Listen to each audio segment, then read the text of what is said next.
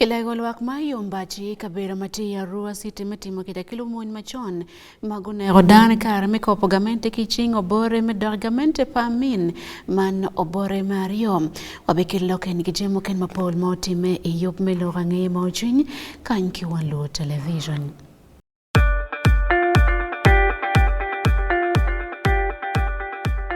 At least the one thing for now we can all agree on is the soap to use.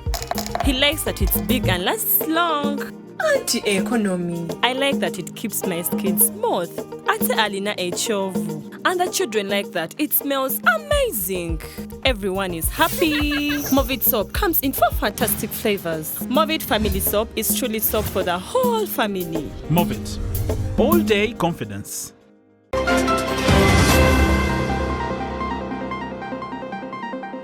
Gulo Archdiocese chawa yopo mach sola e gae kwan kidang odi yat duju matita dini katolika iloba chuli. Tam watieni ka ikero solar ma no light tima bear. It'll become like a pulling factor.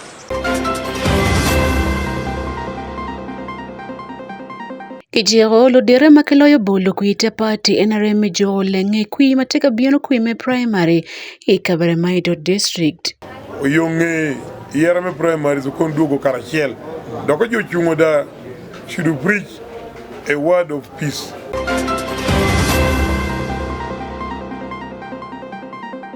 Kadong dul malayo biro ite Uganda Human Rights Commission ochako biro pinga winyo kora pau ya chel metoro to padano I West Nile. And we'll be handling 11 matters. And of those matters, about 3 of those are coming for first time hearing. That means Amore matek ajuli kaneno yupman ajuli bene dwe manyien tin nendo achel midwe mia biro imwara alibere pirwa beach ania Sunday akumu man wanluo television.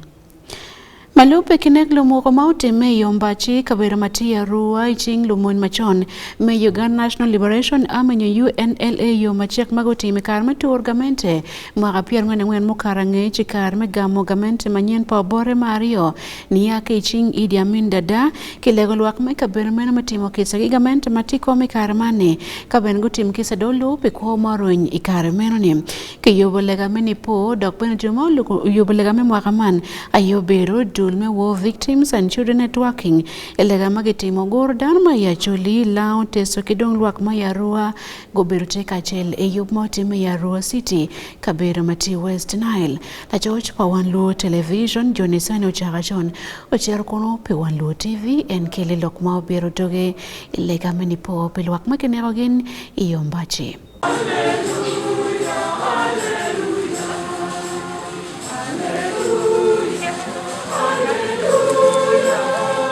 Dano mapul magiti umbachi guwori ya lany malet kare manuki tika toro gamente pa min man ikare pa ubore tu mawero dano makaro mia kiwie gurwenyo kuoma megi inek meno Padi Marcel Alitia chaplain me Maracha Hospital utero ni balka utime omiero luagufonye metimo kisa who have been killed because of the wrongdoings of our brothers and sisters.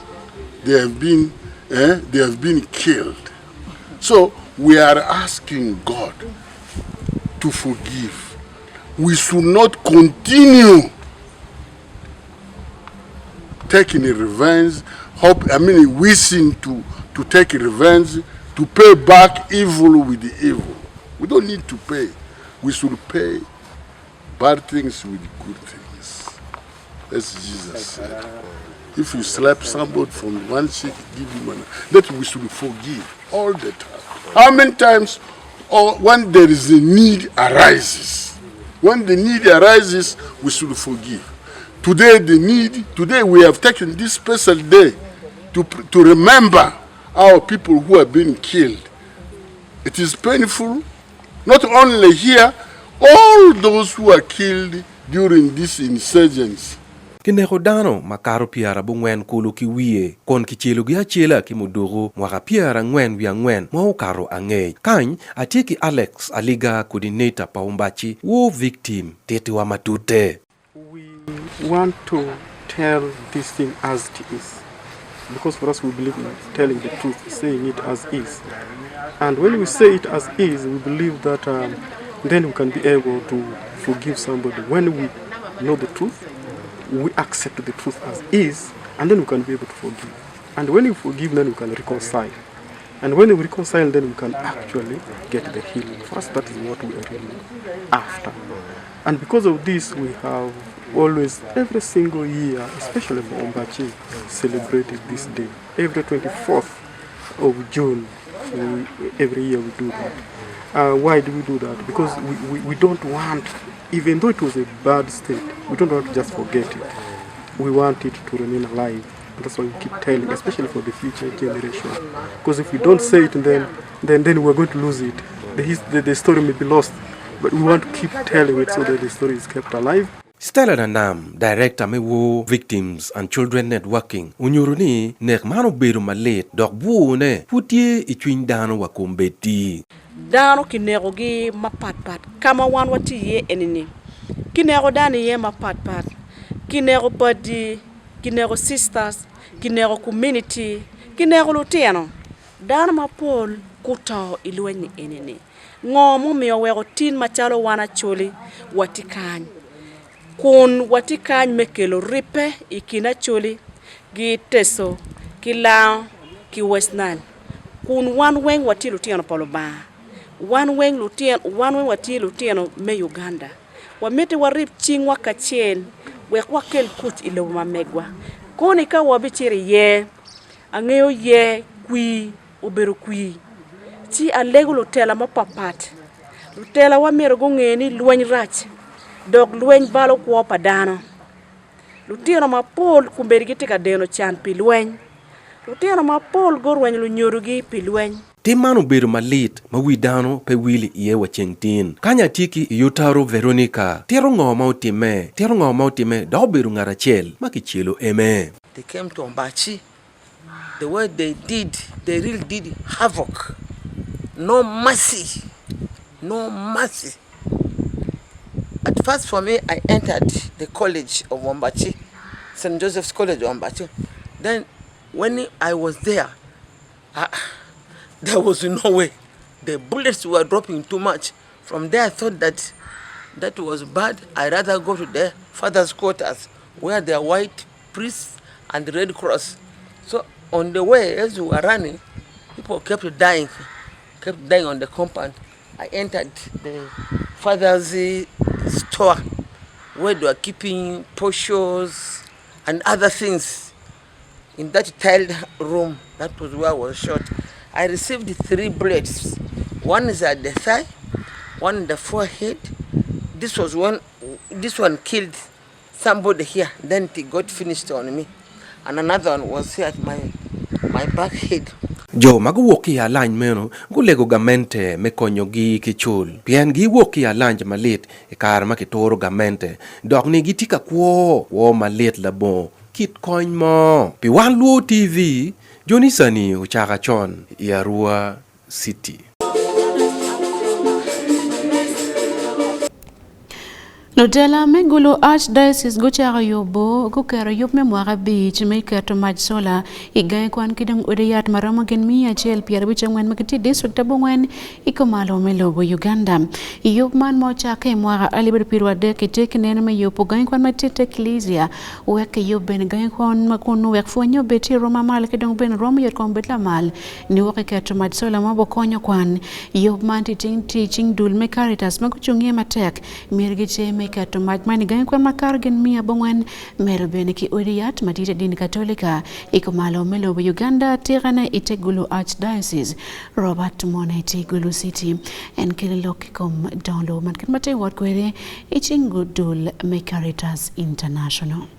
Archdiocese Megulu gocharo yup miketo mach sola iwi gain kwan kachel ki oriyadi maromo 150 bongwen man bino iyub mamegi minenni gemeru malo tike sola pieni noni kum karni pero mi mach dong timatek kumal mi Uganda may noni electricity man mach matiu ki pi pol kar maro to kar ke karen John Bosco Aludi mati director mi Caritas mi Archdiocese Megulu wache yob man gi chari mwaga libario ki pierwa de mabirion wa mwaga libario ki pierwa boro yen tam watieni ka ikero solar mano light tima bear it'll become like a pulling factor mega de learners utieno kwan neni ko utieno mier chiet ka kwan buk ma mega inget school di nyote varanda gan kwan eni bene kero lok me security konyo the school management lok me wako jemi mati school yen ka matie no konyo gi solar light and more kill bene we want to promote gin magi wajini renewable energy unyo energy saving stove schools egun ki health facilities ma wabitimu gi ye Gangkwan maroma bor kiot yat ario inon kibikupu mach ye ma ino tiche bichake iduma biro eni ikin Gangkwan maneti St. Teresa of Calcutta, Utumpili Primary School, St. Joseph's Earth Center, Padibe Girls Comprehensive School ikin mukene Monsignor Martin Agwe, Vicar General mi Gulach Diocese, wache pere tek total ni Gulach Diocese ukate ki plan mi nen ki kubu mach Gangkwan magi ki ot yat mapapat yach Diocese man. As a church, we always try our best. We try. When there is no electricity or power, instead of casting the darkness, we light the candle. Today I'm told the candle is very expensive. Maybe we go to a cheaper one, energy. But we have tried. If you go to all the establishment of the church, we find a place where there is no water, where it means bringing water from the mountains, like in Karamoja. You will find there is water in the parish. So we try to really improve the life of the people. That's why in the opening remark, I said no one should fear to work and partner with the church. We are not aliens. We are not from another continent. We are people of this world, but who believe in God. And in this case, we profess the Catholic faith. Martin Anywa, ngad makubu kin, gament mamalo, ke achule sub-region, loka kero, chalo mach solar, biogas ki mokene wachi, schools ki odyat ma ya chule sub-region, do mergo nene, gi chao tich ke, mach mapechamo yen maduong. Kile mapatpat. Donc ina ne momot omiero wan machalo acholi wachak ao kikom gina kilwoni fossil fuels le mono bor ni fossil fuels ento mono ke rumadong balo kabedo murumo watu twal makine tie tich ki mo machalo diesel ki petrol ba kwa chak ki tich ki ke rumano a kikom gama dok kin gilwoni clean energy kono bedo ben renewable no kare ki kare no en dok rot chi en keru egini kinetie solar keru kit kinetie yamo kine benetie yen gini yen bene in ramo pero ci dok pero mo kene don chi gingi merni wati ki sources manodok pe balo kabiru murumu wa Pilora Nyamo Chwin, Iwan Luo TV, and Robert Mone, Ki Gulu City. Kitio chimo wang lutela magiti mero chungi kui matika birni manen kitiyo kilep mo po darben kibir ki war karme bita kui weka chada yero telgo yelo tela makuiri kono gitiki nero matut pilwak mai kabir moni Lokman la fondi ne Maloyo St. Mark Chapel otlega katolika matiyo luyo mani poron sub-county Noya district ayoka tikwere Robinson ropo wani monopol kare birkilep maro karme bita kui weka dan mapol yero tela makongi pere kono dan mokene benefuni kije marajo Mono mi report me aropo berkaloki karme telolega metiero yup me bitukui pa Christine Lanier awan mo yak nyingne mono mekularem mamerchung pibil MP pamon Noya district kiluchu mukene magitika tale kui matika bino imwaga manyene wanen kong lok pala fontini Robinson Arob Paul Lutela dongu chako biro kui me yupe ye me mwara mabinu Robinson Arop la fonde dini me Saint Mark Sapel Mathieu Luyo Ipron Sub County o chiro chunwi bie me wero yet ikar ge me biro kui ento gutet borlwa ngo magibi timo nget mano ti kon o dera accountability me dit mamege wera accountability yo be en o jet bona kama enti ye nget mano pere kon o det yilna en mer cher ka timone pe o jak rete ning la wiri enu kore kom ajen paluchun pinyayo adega iken luchun ibibie kirwa ko lok makelo tele Joma radio la makelo wo ikin dar yido ajen no joma ni kitika mare ero gen bitiko bere bin kan bija ara joba ngarigi la wili bet ki ma in mag yirli bene kal ne rama tiki ma in bene bet ki ngo ma ngap ma yini tieni yini me jar la tim tata yina jemme tim ngarmani ina ye root cause me por pangati Arob bene olego luak me tic ki twer gi me siero ka bolo kui ka kara ne oromo wek gu ye lutela mabe daro bene gi tika twer gi ma pol gi twer gi ning an ma jara an la fundi atiki twer na me jar ka bolo kui atiki twer na ngo mabe er ka pa bolo kui atiki twer na maraj let mo kwa bolo kui ore jete Justin Odong won koma dek me li Sub County o chiro bene lu me pat NRM pe me tic ki lep maraj makela pora ekin gi umi chwa ke NRM pat wen wan po bi po ngati bo bi tic ki dan roma ma chala ku papa NRM bo bi ko poti murro bo bi ko poti mager ki dano bo wi jo kan cha o tic poti mo ko maraju Christian la nyer awany mangene ki nying ni mego la rem wayo ni en itika biro kui dare wayo ngoma en ni ramo timune ki lwa yen mo wego ana tika bine tela pe atika biro me chere parliament ka yen chente man nok ma ana tikere ni no do roma ento anero ni noya ti lung ilok me kwan ilok me yotko ilok me nyayo lim ilok me fu kun gitie ki ngom lu bol kui me olwiyo gutero kiet ma biro kui tie ka wot kwere ikabedo gi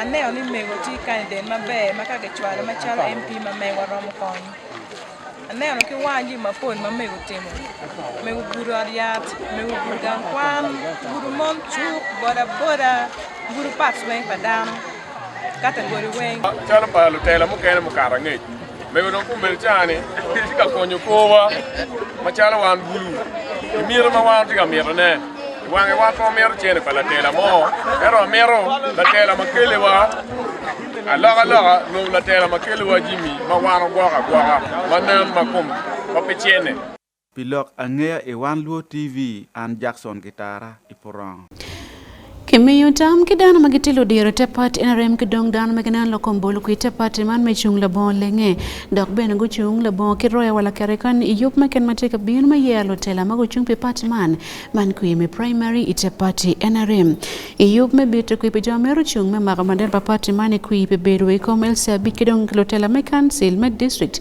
me dekilo chung pe beru MP bir kui no chaketine man pe kui me primary itepati NRM Michael Nye tika barama to district kama bitu kuyo chake ikono malia tine iko mchiro makimiyo bolo tela kidong jumo kena magelo ilo kombolo kui itepati NRM ilobo Uganda enki district mekabare maido matiko nyao melobo man Jotel me pat me NRM ati madalan apapat enamo kwao gimeneno be kidong di kitimuti gi epone opore do weko kelo apoka aluber karachel kede campaigns o chakere chengatin me jo marao mako karachel kede mendera me pat me NRM o kwao da jatelo kopikom yer me pat me NRM ikabedra papat meneno da be kibedo jo alika me lengere kami timo tichegi na kaneno be o timo tiche iopone da ichararai Man enobedo kop kama onywako karachiel kede jochung' apapat i district me Kaberemaido dida ochwao jochore met neno be kisupo kwir i bud joyer apapat. Tam nanga mamio bodio kwir me Kaberemaido kede jadi party structure.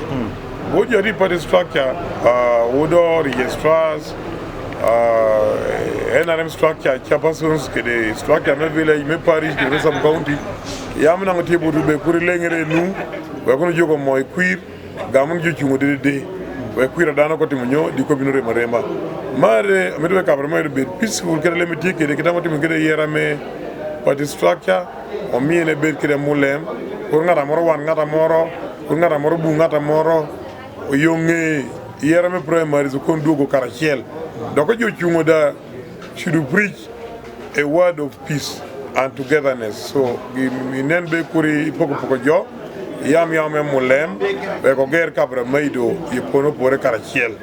Dilo ko mi jongen be campaigns di campaign me party por campaign kira mara. So me dinyo be tiswela mo keto me neno be campaign o tie kiber because digen be jonge primaries kono di protect podi. Jalo ko me yer sub county ana perna tero jogo campaigns ara chair campaigns ko so me kisawa me yamo eni yonge ko me jopinja kar me penya pen ko me yamka do otigen be campaign kete kiber odo ni pare protect podi joma bere mado gamon yuchungwa go take the MPs take the LC5 kede MPs me monda botie geno campaign ko no ye ko bikom ja atie chungo mena romotela be mado district I bar LC5 about me woman MP ara county MP do talo ko me yer por low boys will me party me at least bedo fair bujo de because man yer me yot ko lengere nu otinu tij mateteni kene mare yer ni obedo yer mo be lining up or yor ko ma jilena mara kene ma de imagine campaign at least kuro nyura poka bujo de because tin po jase maro be yer flag bearer diki opore no be dano ko kar nyime di ko nyu party bala apa the flag bearer. The team, one of the team in the sub-county called Perikira sub-county, that person is mobilizing the electoral commission supervisor. It's mobilizing for UPC. That one is not taken lightly. The law will catch up with him. That's the first thing. The second thing, there is a way we shall handle him. We want this election to be so peaceful. Peaceful, my people, peaceful. And when we say peaceful, whoever will come out of that black pot will be now taken over by the yellow colors. Registrar, sacrifice. No one more registrar. Party men are no carry a someone watch our one. Immediately after this activity, they can take more into one game.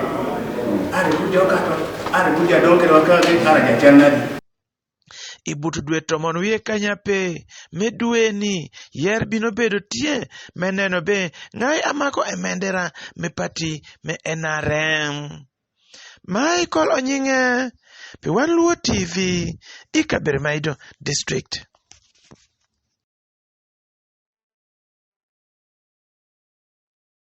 Ki West Nile dulma kiluoni mono Uganda Human Rights Commission Tribunal man dulma na lokom mapido ite dulma na lokom to arpadan lo Uganda gucha ko bedo pingwe winyo ko pawi achel magibi winyo ko neti West Nile kono winyo ko mano chakale wuching baraja wutumi ni ndwario me jumia bire mwagamane Dr. ko mapoli keneti ko ario menek ko ario me gengo dano bira gonye don ko mukene me awon mawenki bi winyo en ikinwe na deke ni West Nile kono. Robert Adigati la George P1 Luo TV Matisi Timerua. Tribunal man gucha beru ping ininde piara dek mediumia bichel man icheng baraja kadong yupo butuma nindwario mediumia biro icheng dek ko winyo ko paw ya chel abiro tie ko malupe loko maberu tie padanyo toyar meberu ko ario tie lokom toyar meberu gone kadario mukene tie ko mayawon Adit maloyo piro man mabeno ti won kom padul ma Uganda Human Rights Commission man Mekomaria Mwangadia obero piny office padul ma Matia Arua City go bae ben kor mapol mano ke kelo ikom Attorney General enero machel me winyo kono piro man piny mono lok mapol ono jomo kene pego kate ke lok matia ti wek piro man owote yo mabe.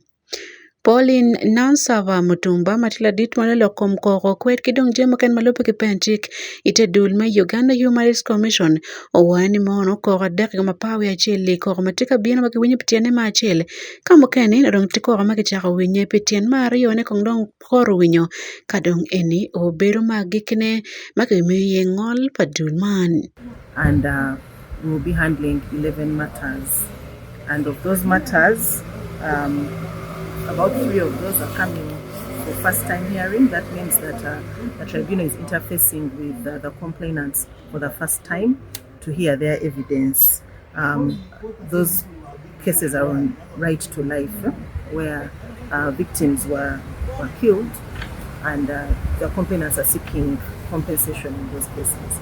We have several other cases that are ongoing, and so far the tribunal has given a decision in 4 of those. One of those was Adiru Lillian, where the Attorney General had raised an objection about whether the tribunal has jurisdiction to handle her matter, and the ruling was given in her favor, stating that the tribunal has jurisdiction to hear her matter, and we proceeded to have her testify, and we are hoping to have her witness. Ikom lok me baya kok mapol maono tie nyimgi Mutumba wani maono pol kare chaden maoromo petie ikom lok man ni ya kibod lukoro. We may take a while to have these matters processed for hearing. So you may find that some of these complainants have perhaps have forgotten, or there's information that they did not provide at that time, and maybe on our side we did not provide sufficient support to them to ensure that that the case does not have some of those gaps identified. However, as the Commission, now on our technical part as the Commission, we provide guidance. These cases remain the cases of the complainants. So we are not here to either side with the complainant or side with the Attorney General. We are here for the purpose of justice. Malupa kite buk padul man welko mapol magichwalo kono ma wunya eni yake office me Arua onotiwe piara bichu ya biro ento welko matilo bu Uganda olu mado dur mapeke winyo tie koko miario piara bichel wiya beach. Pelorang'e mo chwiny e Wanlu Television, Robert Adigaki Arua City. Nodire madom makiloyo dul me Presidential Industrial Skilling Hub matitela pa Engineer Raymond Kamugisha gidomo kene magitite dul me Uganda Vocational and Technical Assessment Board UBTP yomachek gucharo beru pinka nyamo neno kitme rome funyoti tingmati timeka beru magi kibene ne kimeru rompa kwana patu weka chikikaru walotiano kwanma kwa teaching obediker maram kibene chaba tiket makonye tie maram kelo aloga ingeteko kwan mapapat magitika timune ma President Yoweri Museveni Kabir mapol matilo wa Uganda mekonyo bulu kwano teaching onen kong report kong kachoke mautimiki chambogo man Kampala. Dulma Uganda Vocational and Technical Assessment Board ayeti ite Dulma National Skills Assessment Center mati chambogo gini ngiyo ruom kidong teach pagai kwan teaching duju matie ilobo Uganda kanyi. Ikarame kachoke man dulario ni wengo nyamulok mapigi tego kama Skilling Hub Centers ti yedo merket benetek pieno tiano kwan market man omiango kwan kukat mabe wekunong teach mabene ti ruome kar mani. Karan madit padul me UVTAB Mr. Oyesije Onesmus Ojolo matek tim waki State House ko wani mon gitika doro tich man gitia tera metit kidul me Skilling Hub team mi wekenen gitiyo me medo rom kidong benedier me teaching omier bedo roma malo pien chek tie makiluoni mono TVET Act 2025 magibitiyo kwere menene kingiye mabe rom tit pa jomagi omiero gi aki level machel niyowe level ma ngwen kakilup chek duju mamiero dulman otiye. Today we have had a meeting with the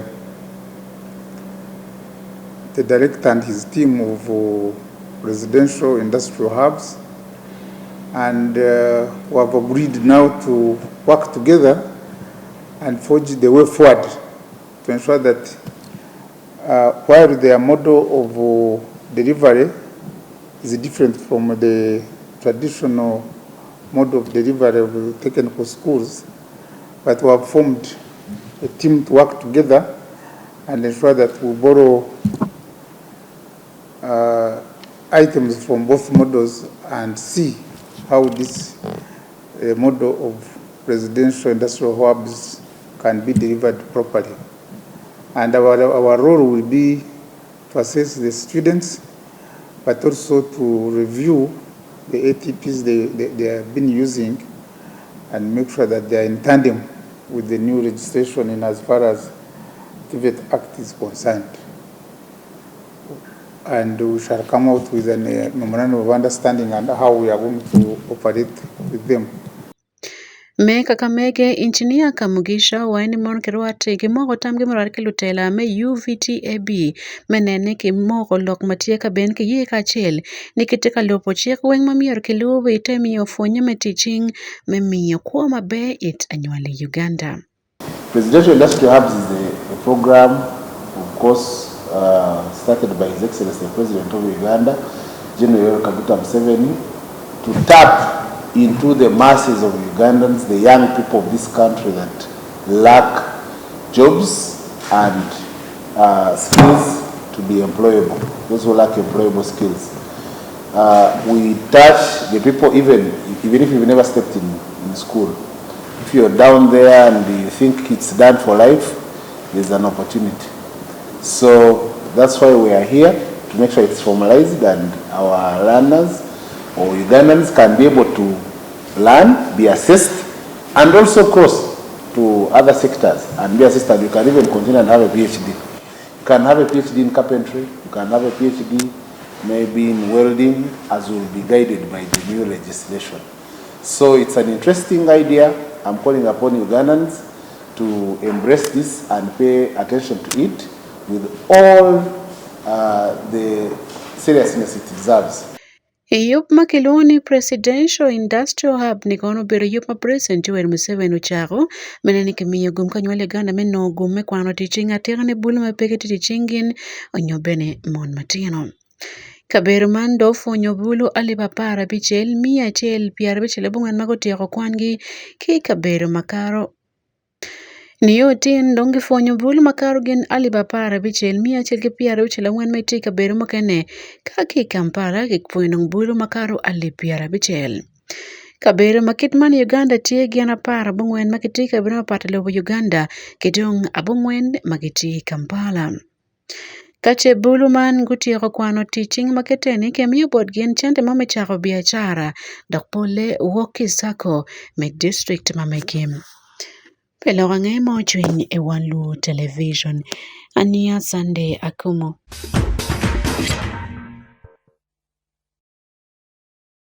Ilokom turu dul merocho pado kutirono kon me chilling million apa me kono gen yup me dero kwan lo yup turu me Gulu City Marathon gutiro chama mi chilling million apa me yup ko me telo ko yup me dero kwan makichara te yup me rocho pacho foundation ma yupo chake mwagari yumo karangichi Ismail Jacob Jones Kelly matot yupe kom wajmano bochaka wen kadonge chako liman ningo limetie kinero metimongo pilwa kamagitie iya choli.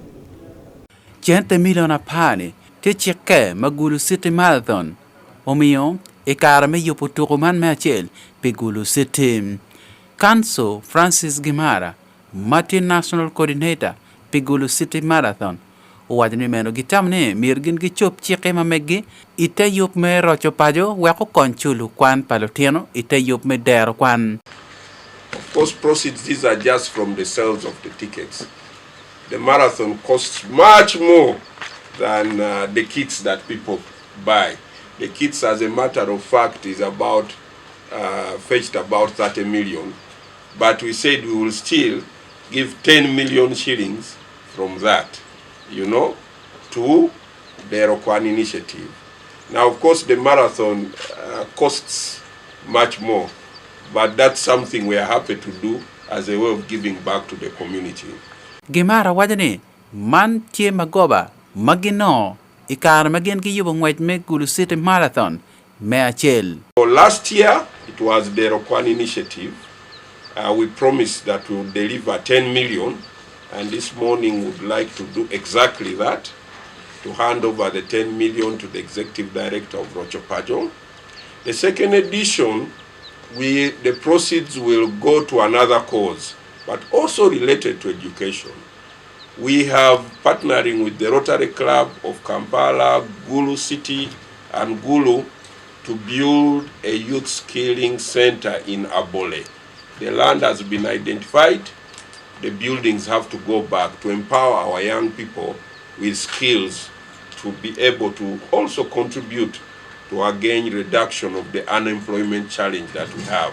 Icheng chabet mau kati, la diet gimara, omiyo chek, atie, icheng la diet matika doro, yup me doro pajo, ke Gulu City in. Me dero kwan, mau jolo chente man, opakama tertual Gulu City Marathon, petie loko yup me Rocho Pajo, makom kan gitika chulu tiyan makar pier bichel, igang kwan.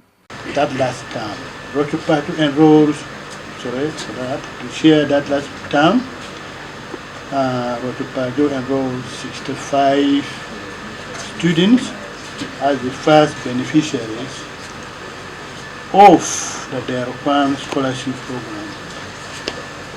Now, these children are already in school, in different schools within the region. As I stated, it is being funded from the money that the people from within the district, 8 districts of the journey, have contributed. So they are already in school, we received their reports. Apparently, they are performing well, what I say. These students that are in school, the 65, they were carefully selected. Professor Kinyera, wajone, Chuak Machal Kitban, Funmete Mapol, Pian Lutino Mapol, Makwano Logi Waka Pilok Mechol, Tie Mapol, Ivot Kabir Mapat Pan Machulim. I want to start, first of all, good morning. It is with profound gratitude and humility, and with humility that I stand before you today on behalf of Rocho Pajo to express our heartfelt appreciation to the Gulu Marathon team for your generous financial support toward our scholarship program that we call it the Rokwan. Your gesture is not only kind, it is truly transformative. Yup me Rocho Pajo uchake mwaka maukati, darben ludir madama me achuli, ene gitinge dara kinatie ye, dero kwan, pikonyo chulo kwan palotino, malo nyuru ki petwero chulgi, ikabero me achuli. Ismail Jacob Jones, pi One Luo Television, Gulu City. Iloko mturo mukene timu dilo pamon makilungene Secretariat Ladies Football Club mati Gulu City kuchagino turo mukene wero kongen yo pepeturo me PMF ufa Elite Women League me season manyen man pe mwara alibere piro beach alibere piro bichel ituro mabo pongu ye woro la fonturo pa club man Mohamed Asumano wene mongete chwelo turo mapol dokemero welo turo makelogen kerma be meturo nyo PM season mawo chaka chokchoki David Magere kila fonturo man Muhammad Asuman.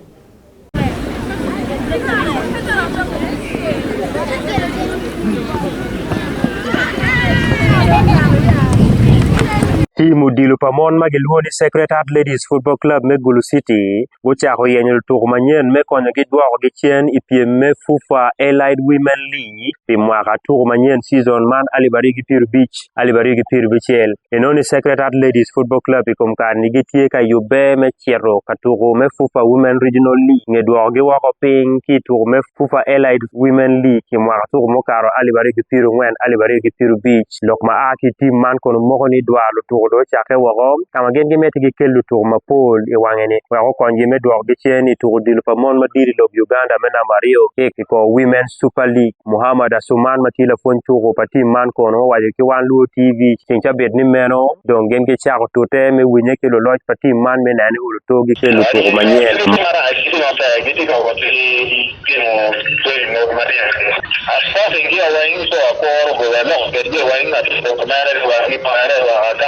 documents gi wa ko ke system ta ke la ke mo ne mera amodon gi kan ga mo gi na ka songola district te kan ni mere ka given para ki dan ko nyang ma to lo ke ko no bod je jo ma gitaw ne tigal mir ma tek to ale no mero da ko malo